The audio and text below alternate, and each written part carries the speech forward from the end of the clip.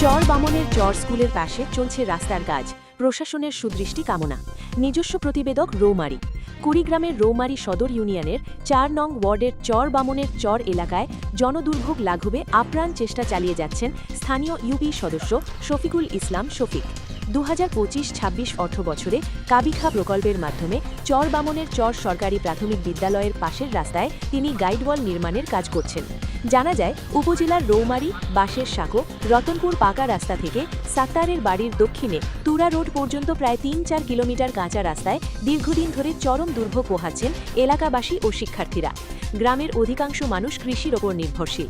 কৃষিজাত ফসল বাজারজাতকরণ ও গৃহ নির্মাণ সামগ্রী সহ মালামাল পরিবহন ও যাতায়াতে দুর্ভোগ যেন নিত্যদিনের সঙ্গী।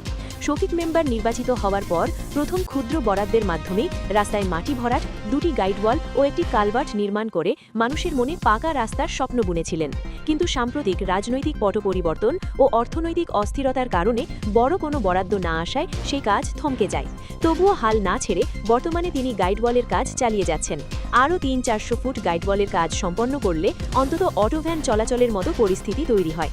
রাস্তাটির পূর্ণাঙ্গ সংস্কার ও পাকাকরণের জন্য এলাকাবাসী ও রৌমারী উপজেলা প্রশাসনের ঊর্ধ্বতন কর্তৃপক্ষের জরুরি সুদৃষ্টি কামনা করেছেন।